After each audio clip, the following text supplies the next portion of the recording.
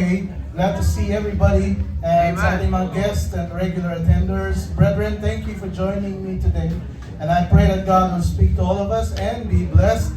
Alright, and just recognize our brethren sa ating online Zoom. At tingnan natin kung sino po yung ating mga kasama. Unahin muna natin yung mga nasa Abu Dhabi. Unahin na natin Sister Evelyn. Sister Evelyn, can you please wave your hand there? Kung dinig niyo po kami dyan. Alright, maraming salamat kapatid. Ang ating kabilang camera ay si Brother Kenneth and Sister Marimar. Pakikaway lang po dyan. We're going to miss you this opening ng ating Sports Olympics. Dapat nandito kayo. But anyway, thank you for joining us there sa Abu Dhabi. At gawin tayo sa ating Pilipinas. Okay, unahin na natin ang ating Ate Shirley. Ate Shirley, hindi po namin kita yung camera niyo pero we're thankful at kayo po'y kasama namin ngayong umagang ito. At of course, gawin tayo sa isa ang camera ulit, ang ating nanay at Tatay FM. Nanay, tay, pakikaway lang po at kung kayo po ay dinig nyo sa inyong tahanan. Ayun, oh. Uy, number one. Number one, oh. 1 year. Oh, okay. Naku, nami-miss na po namin kayo dito. At maraming salamat mga kapatid at naway hanggang pong mamaya ay makasama po namin kayo sa ating pong pagbabahagi ng salita ng Panginoon ngayong umagang ito. Alright, sa ating pong mga nandito ay pasalamat tayo sa ating Diyos at give Him the glory. Are you ready to hear the Word of God? Amen. Alright, so we open our Bible please in Romans 1:17. Romans 1:17, tayo pong lahat ay tatayo and we read the Word of God. Tayo po ay magbabasa ng Romans 1:17. Kung kayo po ay nandiyan na, please say amen. Amen. Alright, nasa screen din po natin ang ating verse para makasabay po kayo sa ating pagbabasa. Tayo pong lahat, Romans 1:17. Let's read the Word of God. Ready? For therein is the righteousness of God, revealed from faith to faith, as it is written, the just shall live by faith. Tayo pong lahat, yung mukhang manalangin. Ang manaming banal, once again, we thank you for this wonderful morning that you have given us. And we pray that as we study your word, that the Holy Spirit give us wisdom, knowledge, and understanding, and help us to be strengthened sa aming pong mga mapag-aaralan po ngayon. Tulungan niyo po kami, Panginoon, because we want to glorify your name as we will do our worship today. Maraming salamat sa bawat isa at sa aming pong mga kapatiran na sa online din. Pangunahan po kami. Ito po dalangin namin sa pangalan ni Jesus. And all the people who say, you may be seated. Thank you very much. Maraming salamat po. So mamaya, sa ating opening ng ating Sports Olympics, bago po tayo mag-aalisan dito, ay we're going to give you the criteria sa ating po mga palaro at kung kayo po ay gustong umapila, ay mamaya pa lang ay mapag-uusapan na po natin ang ating mga criteria para maliwanag. At kung may magdadaya man ay bahala na kayo dyan. Alright, but anyway, thank you very much po. At mamaya po ay makakarinig tayo ng maraming pang updates sa ating Sports Olympics maya. Alright, we would like to recognize another one. Bisita po ito ni Sister Jihan. Okay, pakitayo lang po pag kayo po ay nabanggit ang inyong pangalan so we can recognize you. Alright, si Dailin Marilag. Dailin Marilag, ayun po. Ayan, bati natin na. Amen. Alright, maraming salamat, Dailin. Okay, at may katabi ka, siya po ay bisita din ni Ate Jihan ba? Dati na. Okay, sorry. Pero anyway, welcome po ulit sa ating gawain po dito. Alright, God bless you today. Let me continue our lesson series, The Just Shall Live by Faith. The just shall live by faith. Mga kapatid, no brethren, a person who is genuinely saved, ano po? A person who is a real believer, a person who received Christ as his Lord and a personal Savior, is a person of living faith. Siya po ay lalaki, babae, na kung saan ay may buhay na pananampalataya. You know, last time, if you still recall, we talked about a portion of Scripture on the subject of dead faith. Kung natatandaan niyo pa po. And as a review, at para ma-refresh na rin po tayo sa ating mensahe ngayong umagang ito, let me read that portion in James chapter 2 verse 20 to 26. And this is what it says, James chapter 2, verse 20. But wilt thou know, O vain man, that faith without work is dead? Was not Abraham our father justified by works when he had offered Isaac his son upon the altar? Seest thou how faith wrought with his works, and by works was faith made perfect? And the scripture was fulfilled which saith, Abraham believed God, and it was imputed unto him for righteousness, and he was called the friend of God. You see then how that by works a man is justified, and not by faith only. Likewise also was not Rahab the harlot justified by works, when she had received the messengers and had sent them another way. For as the body without the spirit is dead, so faith without work is dead also. Now, mga kapatid, one of the most important thing, and at the same time, one of the most frightening truths in all of the scripture, I believe, is that there is a faith in God, there is a faith in Christ, there is a belief of scripture, there is a belief of the gospel that does not save from hell. Let me repeat that again. Merong pananampalataya na sinasabi na sa Diyos, na kay Kristo, paniniwala sa banal na salita ng Panginoon, and belief of the gospel that does not save one from hell. You know, it is possible to believe in God. Yan po'y posible. Maraming tao na naniniwala sa Diyos, they believe in the Lord Jesus Christ, na alam ko na merong Jesucristo, to even believe that what Christ did, He actually did. Alam ko naman na si Kristo napako dun sa krus ng Kalbaryo. And they affirm the cross and the resurrection. Alam ko yan, you know, ang krus at ang pagbuhay ng muli. And never be delivered from sin. And never be given eternal life. You know, ito po yung sinasabi ni Santiago. What he would call dead faith. Patay na pananampalataya. You know, sinabi niya po ito sa verse 17, faith, if it has no works, is dead. Ang pananampalatayang walang gawa, ito po'y patay. Even in verse 20, ito po'y nabanggit niya, faith without work is dead. Even in 26, verse 26, faith without work is dead. So ito pong mga verses na ito, you know, even in verse 26, he identifies faith like it were a corpse without life. Parang bangkay yan, na talagang walang buhay. Faith as the body without the spirit is dead. A corpse lying in a casket na kung saan ay nakabihis ng barong, ay yan ay napakaganda, all made up, looking very lifelike, but with no eternal life principle. Makikita mo yung bangkay, napakaganda, parang natutulog lang. Pero the truth is, patay na siya. Walang buhay po yan. No breath, no movement, nothing but a mannequin with a painted smile. Mga kapatid, James is very exercised in the spirit. Na kung tayo talagang, ito po ine-emphasize niya, active and practical. Every Sunday, pinapaalala niya sa kanyang mga miyembro, sa mga kapatiran, that no one under his care would escape the understanding of this great truth. Na walang sabihin na, ano bang escape sa Tagalog? Makakatakas sa dakilang katotohanan na ito. And as any faithful pastor would want to warn his people, kaya nga po tayo dito ay talagang kailangan nating i-remind ang bawat isa about the reality of non-saving faith. Merong pananampalataya na hindi naman talaga nakakaligtas. So James has the desire as well. He has already brought it back in chapter 1 verse 22. In James chapter 1 verse 22, ang sabi niya, but be ye doers of the words, and not hearers only. Sabi niya, kailangan kayo gumagawa, hindi lang tagapakinig. Deceiving your own selves.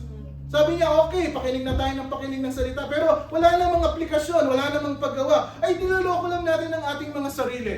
You know, every Sunday, masarap na maglingkod, masarap na umawit sa Panginoon, masarap na makapakinig ng mensahe ng Panginoon. Pero hindi po yun enough. Na tayo po ay natutuwa, you know, parang naimasmasan ako dahil nakapakinig ako ng mensahe. Pero after a while, umalis tayo, lumabas tayo ng church, at pagkatapos, eto na tayo, bumabalik. Nang sabi niya, be doers of the word. Kung ano yung narinig mo, sabi niya, ay kailangan merong aplikasyon po yan. Kailangan kita yan sa buhay. At pagkatapos, kung i-hearers ka lang, sabi niya, you're just deceiving yourself. Niloloko mo lang ang sarili mo, pupunta ka ng church, para makapakinig ng salita ng Panginoon. And then, ako'y naimasmasan dahil para ako'y nagising doon sa katotohanan na sinabi ni Pastor. And after a while, eto, balik na naman tayo sa dati nating buhay. Well, beloved brethren, I told you last time, this is our challenge for this year, 2025. Ito po yung challenge natin sa bawat isa. While we say we are a true believer, kung sinasabi natin tayo'y tunay na mananampalataya, we should not be hearers of the words only. Amen. Hindi tayo tagapakinig lamang, but also be doing the Word of God. 2024 is different from 2025. Yung 2024 nakalipas na po yan, hindi na natin pwedeng ibalik. Pero this year, 2025, pwede natin sabihin, Panginoon, nakapakinig ako, gagawin ko ito ngayong taong ito. May action, may application. Be doers of the word, not hearers only. Whatever has happened to your life, particularly when you got saved, alam niyo po ba nung kayo po'y naligtas, it produced obedience to the Holy Scripture. Ang sinabi ng salita ng Panginoon, tanggapin mo si Kristo, magsisi ka, ginawa mo na nga yun eh. Nagsimula ka nang mag-obey. Magsimula ka nang gumawa, not just hearers only, deceiving your own self. In other words, mga kapatid, don't be under the illusion that because you hear truth, na nakakapakinig ka ng katotohanan, and your mind affirms truth, o nga, totoo yung sinasabi ni Pastor, that is enough.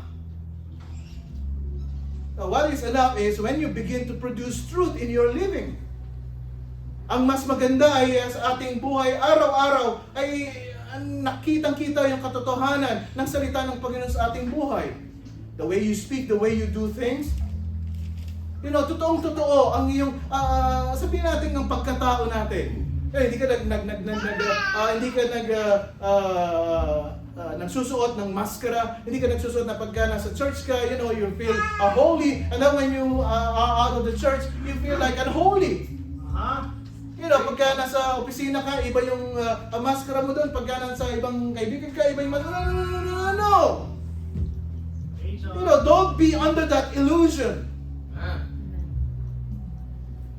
Those are the works that James has in mind here in chapter 2. Minsan po kasi ang naitatanim ng maraming tao, especially sa mga puso ng mga miyembro, nakala natin pinipersonal tayo ni Pastor Art. Never think about that. Kasi nga po pareho lang tayo. I am also under the Word of God. Na ito talaga ang layunin ng Panginoon, to know the truth, so truth will set us free. Kasama po lahat tayo dyan. Pagka natututunan po natin yung katotohanan ng salita ng Panginoon, tayo po'y napapalaya. Mga kapatid, faith, says James, without a corresponding change of life. Ang pananampalataya, wala namang pagbabago sa buhay. Walang transformation without a product. Has no evidence and therefore is not real. Ang isang pananampalataya, wala namang nakikitang pagbabago sa ating mga sarili. Hindi po yan tunay! The point then that James was making is very clear. Non-saving, dead, lifeless faith is known by the absence of righteous deeds. Kaya kung tayo po ay ligtas na tao, mas talagang kailangan kitang-kita yung mga mabubuting gawa sa ating buhay. I'll look a step further about this. Faith is invisible. Kahit sabihin natin ako may pananampalataya, saan yung pananampalataya? Hindi ko naman kita. Faith is invisible. You cannot tell, you can tell me you have faith, but I cannot see that faith unless you show me that faith. Paano kung makikita yung pananampalatayang meron ka? Sinabi mo lamang, pero hindi ko naman kita sa buhay mo. You can't show me that faith unless you show it to me in a transformed life. Kailangan po mayroong pagbabago. It is not enough to say, you have faith, and that proves nothing. Kahit sabihin mo ako'y Kristiyano, ako yung umattend sa Bible Baptist Church, Dubai, Emirates, ako ay isang mananampalataya and everything, but doesn't mean that proves nothing. Faith in a sense is like the wind. Parang hangin po yan. You cannot see it, pero pagka yung mga halaman ay naggagalawan, ang lakas naman ng hangin ngayon. Hindi po ba? Kitang na yan po yung merong effect. It's like electricity, hindi natin nakikita yung mga kuryente, pero yung mga ilaw, pagka sinindi mo ay nakikita mo ang liwanag. merong effect, there's appreciation of its effects. It's like radio waves. Yung ating mga phone, pagka naka-wifi tayo, naka-wireless tayo, tapos meron tayong connection. We appreciate their effect. It's invisible. Faith is not known to be real until it is evident in action, deeds, and doing. Tayo pang mga Kristiyano, hindi kita yung mga gawa. That's exactly what James is after in this text. And there are 3 characteristics of a dead faith. Ang sabi niya, number 1, there's an empty confession.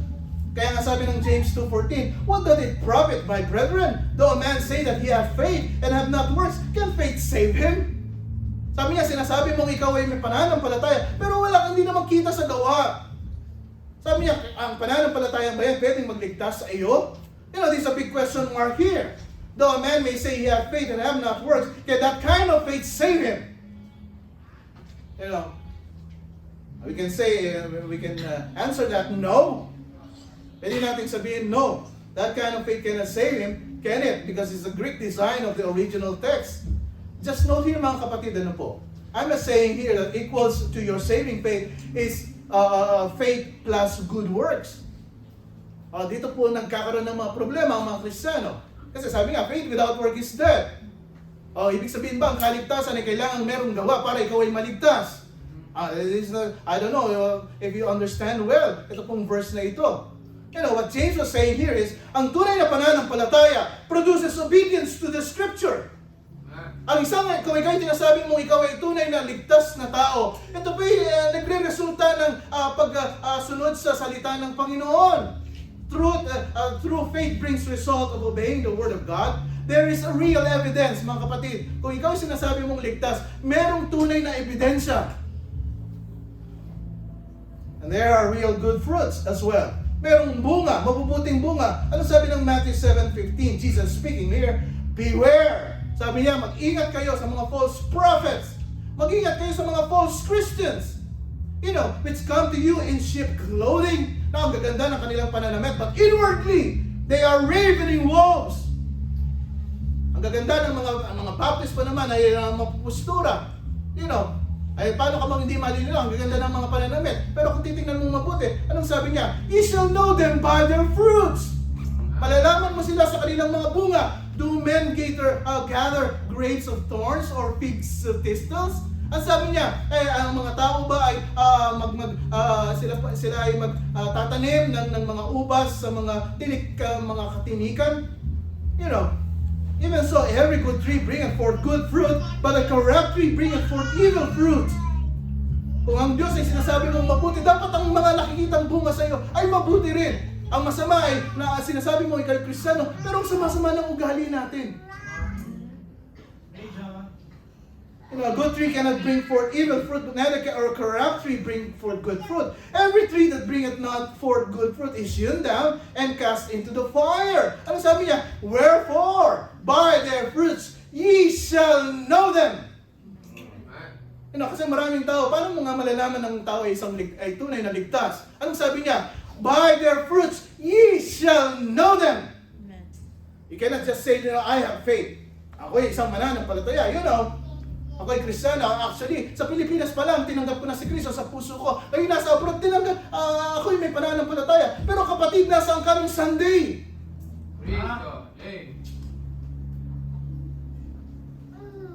That everyone that saith unto me, sabi niya, Lord, Lord, shall enter into the kingdom of heaven. But he that doeth the will of my Father, which is in heaven. Kung sino yung gumagawa ng kalooban ng Panginoon, siya lang po ay makakapasok sa langit. Many will say to me in that day, Lord, Lord, hindi ba ako nga po every Sunday nasa church din? Have we not prophesied in thy name? And in thy name have cast out devils. And in thy name done many wonderful works. Kasama nga ako sa ministry. At ako yung talagang very faithful sa ministry. And then I professed unto them, ang sabi ng Panginoon, I never knew you. Depart from me, you work iniquity. Really, brethren, that faith is an empty confession. Ang patay na pananampalataya, sinasabi mo, pero wala namang gawa. It is a faith without a product. It is a man who simply says and never does. It is a claim without verification. There are no works, actually. No evidence and no fruits. There's no patient endurance in trials. Di ba, konting pagsubok lang yan. Tayo po ay nawawala sa kalooban ng Panginoon. Kasi ang tunay na ligtas na tao, kahit na gaano kabigat, yung iba nga dito, yung mga naranasan nila ay mga mabibigat na problema sa buhay. Pero nakita na ba natin silang nawala? You know, there is no true holiness, no purity, no humility. That faith has no open reception of God's truth. Ang patay na pananampalataya ay hindi nakikinig talaga sa katotohanan ng salita ng Panginoon. There is no obedience and submission to the word. There is no control of the tongue. There's no godly compassion. There's no brotherly love. Ang patay na pananampalataya, there's no abstinence from worldly things. You know, ligtas na naman ako eh. I can do whatever I want, you know. If I cannot beat them, I join them. You know, there's no impartiality. All of those things are the issues he discussed in the first 2 chapters. Ano sabi ng Hebrews 6:9? But beloved, we are persuaded better things of you. Sabi niya, kung titignan mo mabuti, sabi niya, ay kami nag-expect better things of you and things that accompany salvation. Sabi niya, tayo mga ligtas na tao ay talagang gusto nating makita na ang isang tao, sinasabi niyang ligtas siya, ay pakita niya na mga gawa na kung saan accompany salvation. Hindi lang yung tayo mananampalataya, sinasabi natin, tayo mananampalataya nga. Pero ang emphasize po ng salita ng Panginoon dito, mga kapatid, kung intindihin niyo po ano po. You know, ang isang pananampalataya, tunay ng pananampalataya, may kakibay po talagang mga gawa po yan. You know, this year 2025, sabi ko nga po sa inyo, kanina nag-meeting kami before na pumasok dito. You know, ang lamig talaga sa labas, nakaka-apekto sa katawan ng tao. Diba, pagka malamig, ang sarap naman talagang matulog. Hindi nga po ba? Sumasarap yung pagkain mo, yung kain mo, kasi nga malamig eh. Tapos mainit yung kakain mo, ang sarap-sarap. Diba, nakaka-apekto. Pero sabi ko nga, paalala ko sa atin ay talagang behind all this adjustment na ginagawa po ng ating katawan, naway ang ating pananampalataya ay hindi maapektuhan. You know, kaya nga sabi niya, the spirit is willing but the flesh is weak. It is very, very true. Gusto nating manambahan pero sobrang sarap naman talaga ng kama mo ay pakalambot at di ba? Pero sabi niya, and things that accompany salvation. A true believer and genuine saved person must show the things that accompany salvation. Ano nga po ito? Ay, the saving work of God provides in a soul. There is repentance and love for God. Mayroong pagsisisi. You know, pagka tayo po'y nagkamali, pagka tayo nagkasala, you know, tayo lalapit sa Panginoon, sabihin natin sa Panginoon, Panginoon, ako po'y nagsisisi. Inaamin ko ako'y nagkamali. Panginoon, ako po'y iikot ng 180 degree. Hindi ko na po babalikan yon. You know, there's repentance, there's love for God. Habang sabi ko nga sa kanila, every Sunday, dapat nag-i-increase yung pag-ibig mo sa Panginoon. You know, yung pag-ibig mo sa ating Panginoong Jesucristo, meron kang nauuhaw ka sa katuwiran. Every Sunday, sabi ko nga po sa inyo, yung Sunday ngayon at yung Sunday last Sunday ay magkaiba. You know, there is desire for the Word that every day of your life, nagnanasa ka sa salita ng Panginoon. Natutuwa ka pagka binabasa mo ito. Hindi yung parang, ay naku, salita ng Panginoon lang yan eh. Nagsasawa ka na kagad. No. Ang tunay na pananampalataya ay merong pagkamuwi sa kasalanan. That every day of your life talagang check mo sa sarili mo, kasalanan yan, hindi ko pwedeng gawin yan. You know, there is an obedience to God, there is submissiveness to God's will. Ito nga po yung sinasabi niya na kung saan sa Hebrews chapter 11 na yung mga nabanggit na mga tao doon na may pananampalataya, may makakibat po mga gawa na pinakita nila sa buhay nila. Number 2, there's a false compassion. Na pagka tayo po ay doon ay mananampalataya, ay talagang yung awa mo sa ibang tao ay talagang nandiyan. Di ba? Minsan tayo mga mananampalataya, tayo pa yung mapagmamalaki. Bahala ka dyan. Yan ang ginawa mo. Bahala ka sa buhay mo. Hindi po ba? James 2:15, if a brother or sister be naked and destitute of daily food, and one of you say unto them, depart in peace, sige, mag-work ka dyan and feel notwithstanding, he give them not those things which are needful to the body, what doth it profit? Paano yung pastor kung nanghihiram ng pera? Diba? Kung yung panghihiram na yung pera, gagamitin niya sa pagbili ng loto, syempre, hindi mo siya bibigyan. Hindi po ba? What good is that kind of faith that knows no compassion? James 2:17. Even so, faith, if it hath no works, is dead being alone. Yeah, man may say, thou hast faith and I have works. Show me thy faith without thy works, and I shew my faith by my works. Papakita ko yung aking pananampalataya sa aking pinapakitang mga gawa para sa Panginoon. Genuine faith as evidence. Number 3, a shallow conviction. A dead faith is a shallow conviction. Ito po yan, shallow sa Tagalog. Mababaw. Di ba? Yung walang laman, kumbaga. Ano daw? Ampaw. Yes, ampaw. A shallow conviction. James 2:19. Thou believest that there is one God. Naniniwala ka na may Diyos. Thou doest well. Okay, magandang sa pagkasabi mo. Pero sabi niya, the devils also believe. Even ang mga devils ay naniniwala na may Diyos. At hindi lang sila naniniwala, sila pa ay nanginginig. And they tremble. Yan, pinagkaiba nyo lang siguro. Sila ay nanginginig, ikaw hindi ka nanginginig. Pero pareho kayo naniniwala sa Diyos. Anong pinagkaiba? James has a very strong statement here. And also an orthodox truth. At ang sabi niya, at best, ang hindi tunay na pananampalataya is a demon faith. It's like the devil. You believe in God and you tremble. Thou believest that there is one God. Thou doest well. The devils also believe and tremble. Do you know that the devils are orthodox? Pagka sinabi mong orthodox, ito po yung they follow, they conform to a traditional or generally accepted rules or beliefs of a religion, philosophy, or practice. These are demons. Alam nila yung mga sabihin nating traditional and generally accepted rules or beliefs. Mas matatalino sila sa atin, in Matthew 8:29, and behold, they cried out saying, itong mga demons, sabi nila, what have we to do with you, Jesus, the Son of God? Sila mismo kilala nila ang ating Panginoon Kristo na siya ay anak ng Diyos. At ikaw ba'y dumating, sabi niya, na kung saan ay to torment us before the time. Sabi niya, kami ba i-torment mo sa bagong panahon na darating?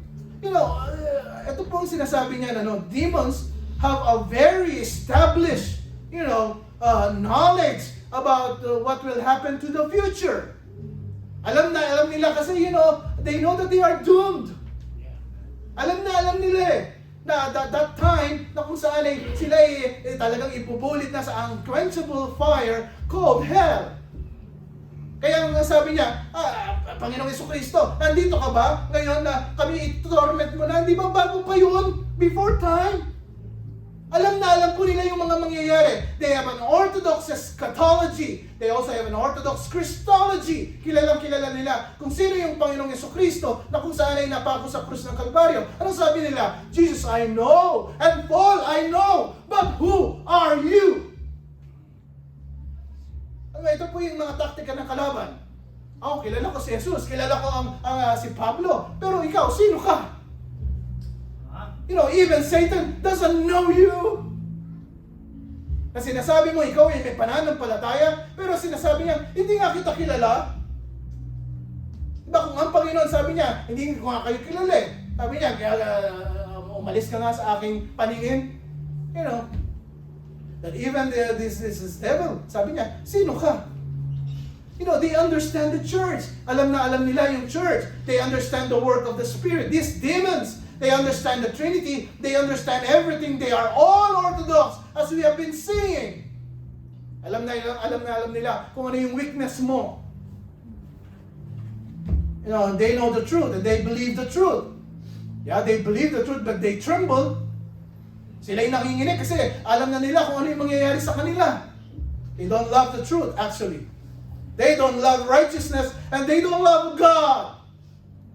They don't love purity and love and holiness. They love everything rotten, everything evil. So demon faith is orthodox. It just does not save. What James was saying is, at best, just being orthodox is not better than demon faith. Kasi maraming mga Kristiyano ngayon, being orthodox ay kailangan itong gawin natin, itong ilagay natin sa church, ito yung gagawin natin sa natin para kung sa ganun ay, pakita natin na tayo yung mga, mananampalataya. And they do all these things and they go orthodox at pinabalik nga, there are a lot of ministers, leaders, and pastors na kung saan ay bring us back to an orthodox practice and belief. And beware. Ano sabi ng Matthew 7:15? Beware of false prophets which come to you in sheep clothing, but inwardly they are ravening wolves. Sila mismo ay talagang kino-contain nila yung mga membro nila. Matthew 16:16, Jesus said unto them, take heed and beware of the leaven of the Pharisees and the Sadducees. Mag-ingat kayo sa mga turo nila. Ano sabi ng Matthew 23:27? Woe unto you, scribes and Pharisees, hypocrites! Alam mo kung talagang makikinig ka sa salita sa ating Panginoong Jesucristo, ba't hindi kung talagang bumanat ito, sabi niya, hipokrito. Ngayon nga lang, pag sasabihin ka ng hipokrito, nasasaktan tayo. Pero nung panahon ng ating Panginoon Jesucristo, sabi niya, nakakaawa nga kayo, mga scribes and Pharisees, mga hipokrito. For ye are like unto white sepulchres, which indeed appear beautiful outward, but are within full of dead men's bones and of all uncleanness.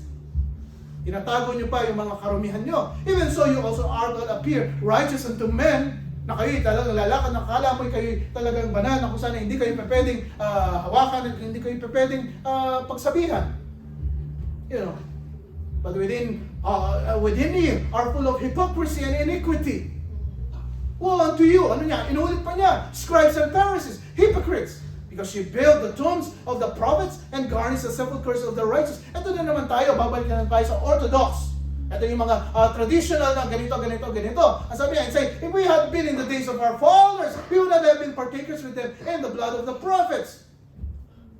Iba yung ituturo na natin. Wherefore ye be witnesses unto yourselves that ye are the children of them which killed the prophets.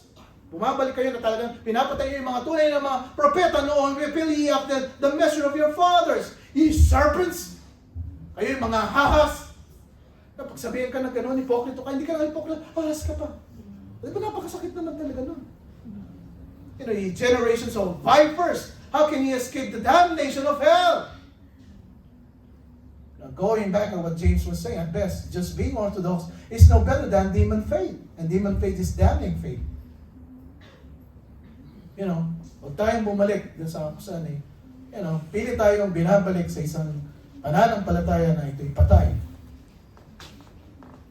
James 2:20, but wilt thou, O man, O vain man, that faith without work is dead?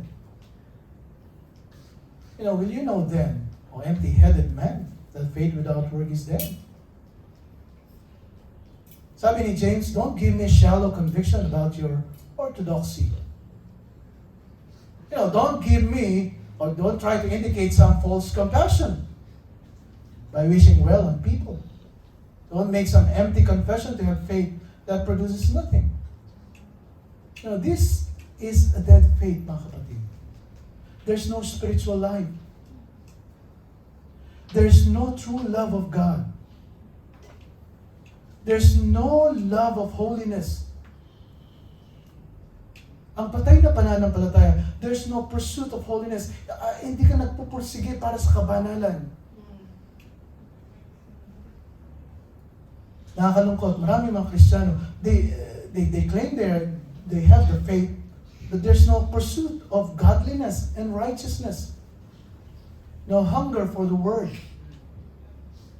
Diba? 15, 20, 30 minutes lang tayo dito. Naiinip tayo. Understand mga kapatid. Gising pa po ba kayo? You know, in that faith, there's no spiritual triumph in trouble. There's no living faith that evidence is itself with endurance. You know, pagka ikaw isang mananampalataya, lahat ng pagpapagal, lahat ng pagsubok sa buhay, kayang-kaya mo. You know, hindi kayong konting pagsubok lang, biglang ayoko nang magsimba. Ayoko nang manalangin. You know, in that faith, there's no eager readiness to respond to the word. Yung walang pag-respond. Kahit na nakarinig ka ng katotohanan, paglabas mo dito, you know, parang nahimasmasan lang ako. And after that, the whole week round, walang application. In that faith, there's no close self-examination to see sin. Alam mo, pagka hindi ka tunay ligtas, hindi mo na nga chinecheck ang sarili mo kung nagkakasala ka o hindi ka nagkakasala. Now, this is what our society is doing to us. Na yung mga young people natin, you know, hindi naman sila tuturuan kung ano yung mali at hindi mali. Puro information and knowledge lang yan. True, it is true, young people. You listen to Pastor Art. You know, you are exposed to your gadgets. But this gadget will not teach you that you are already committing sin. There's no close self-examination to see sin. There's no control of the tongue to be used for the glory of God and the edification of others. It doesn't matter. If I cannot beat them, I join them. No, hindi naman ako nananakit sa kanila. I'm just doing my own. Kasi yun nga po ang turo ng Google. Diba? Yun yung turo ng social media. As long as you're doing it your own, it's fine. Pero meron tayong accountability sa bawat isa, mga kapatid. There's no true compassion, love, it's lack of real transformation. Kaya po sa ating mga buhay bilang mananampalataya, you know, it doesn't matter kung meron kang transformation or wala. You know, faith without work is dead faith, mga kapatid. Because the lack of works reveals an unchanged life or a spiritual dead heart. Kitang-kita po yan. There are many verses that says the true saving faith will result in a transformed life. Maraming mga verses sa Bible na kung saan, pagkaligtas ka, ito po yung kita sa buhay natin. And how we live reveals what we believe. And whether the faith we profess to have is a living faith. Faith without work is dead. Because it reveals a heart that has not been transformed by God. You know, baka tayo po'y napapasabay lamang. You know, kasi tatay-nanay ko pupunta ng church, so I go to church. You know, kasi yung kapitbahay namin, Kristiyano, di punta nila ako doon. Now, faith without work is dead because faith results in a new creation. 2 Corinthians 5:17. Therefore, if any man be in Christ, he is a new creature. All things have passed away. Behold, all things are become new. You know, empty professions of faith have no power to change lives. Kahit na araw-araw sinasabi mong ikaw ay may pananampalataya, kung yan po ay patay, wala po yung kapangyarihan para baguhin ang buhay natin. See, you're just deceiving yourself. Ika. Niloloko lang natin ang ating mga sarili. Those who pay lip service to faith, but who do not possess the Spirit, will hear Christ Himself say them, I never knew you, depart from me, you evildoers. Alam na alam mo. Now, we have the contrast of living faith here. And I'm going to close here.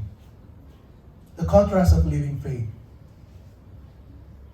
Was not Abraham our father justified by works? Nakita na isang mananampalataya si Abraham because of his works. Kitang-kita. When he had offered Isaac, his son, upon the altar. Di ba nga? Hindi niya sinabing, okay, Panginoon, ako'y may pananampalataya. Pero sinabi ng Panginoon, ialay mo nga sa akin yung nag-iisang anak mo. Anong sinabi niya? Walang reklamo. Tumayo siya, gumising siya ng maaga, kahit na napakalamig. Gumising siya ng maaga. Halika, Isaac, gumising ka, pupunta tayo doon sa altar. Seest thou how faith wrought with his works? And by work was faith made perfect? And the scripture was fulfilled which saith, Abraham believed God, and it was imputed unto him for righteousness, and he was called the friend of God. Kaibigan siya ng Diyos. You see then how that by works a man is justified, and not by faith only. Kung titignan niyo pong mabuti, sabi niya, okay, kahit sabihin mo na kayo may pananampalataya, kasi nasabi mo, Kristiyano ka, no, sa Pilipinas, ikaw yung nag-church, pagkatapos dito, nandito ka na. Pero sabi niya, nasaan ang gawa?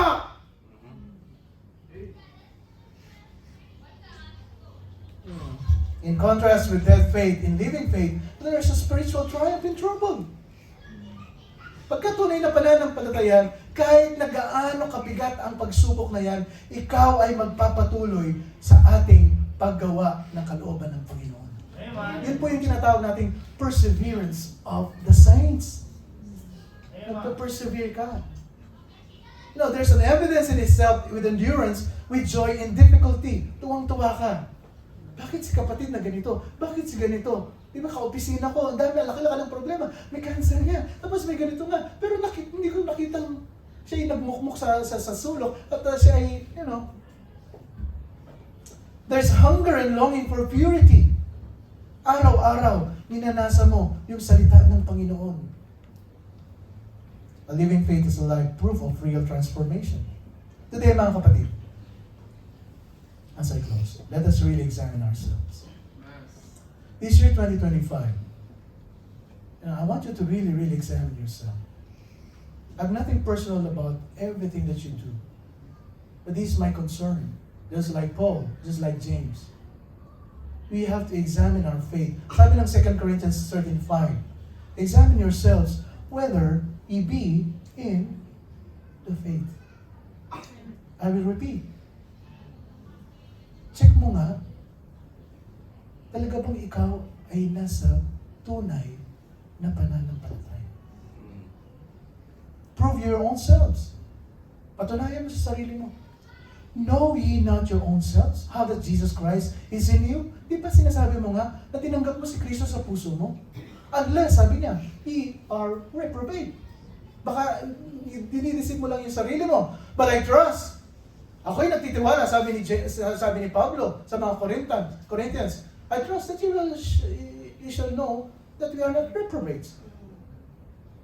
David examined himself in Psalms 26 verse 2. Examine me, O Lord, and prove me. Try my reins and my heart. Yung aking mga ugat, tsikin mo mabuti, Panginoon. Yung puso ko, tsikin mo mabuti.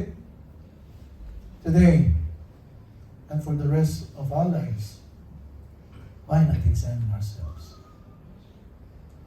I trust na bawat sa po sa atin dito, we really understand yung kaligtasan na meron po kayo.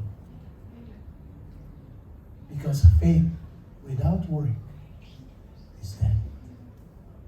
Romans 1:17, for therein is the righteousness of God revealed from faith to faith, as it is written, the just shall live by faith. Next Sunday, tatalakayin po natin ang buhay ni Abraham at saka ni Rahab. Napakaganda po ito. The just shall live by faith. Tayo pong lahat tatayo, so we all stand at peace. So we bow our heads and close our eyes, so we pray. Heavenly Father, we thank you, Lord, sa aming pong mensahe ngayon. It's time for us to examine ourselves. Help us, Father. Check our hearts. Panginoon, baka puro salita lang po kami na sinasabi namin kami mga Kristiyano. Kami mga may pananampalataya. Pero dito po sa inyong salita, pinapakita niyo po sa amin. Hindi sapat na nagsasabi lang po kami ng may pananampalataya. Ito po'y dapat merong kaagapay na gawa sa aming buhay. There's a transformed life. Father, you help us to understand more. We want to show people that our life has changed. Ito po'y nagbago because we receive your Son Jesus as our Lord and personal Savior. Lord, I come to you today. I'm examining my heart, my conscience. Baka niloloko lang ang aking sarili ito. Tulungan niyo po kami. Idalangin namin sa aming Panginoon Jesus.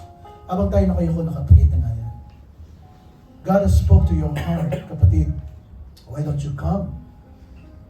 And tell God, Lord, I'm examining my heart today. This year, 2025, I want to serve you more. Gusto kong maglingkod po sa inyo. Gusto kong may pakita yung mga mabubuting gawa na bunga po ng isang ligtas na tao. Tulungan niyo po ako. God has spoke to your heart. You come, you speak to God, kausapin mo po. It's between you and God. It's not between you and me. It's between you and God. At kinakausap niyo po dito yung Panginoon. Sa aming mga guests, meron pong lalapit po sa inyo. Mga kapatid namin sa pananampalataya. They'll open the Bible. They will show to you the way to salvation. Kayo po'y magsisisi ng kasalanan. Tatanggapin niyo si Kristo bilang sarili niyong Diyos na kapagligtas. When you do that, God says, I'm going to give you eternal life. Kapatid, search your heart today. Lately, medyo sarili na natin ang ating ginagawa. Sariling pangunawa. But today, it's time for us to be reminded we have to come to God and ask God to examine our hearts.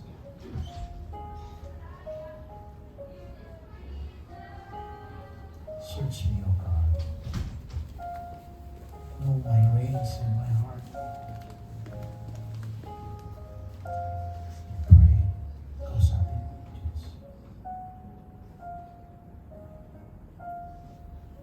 Speak to God.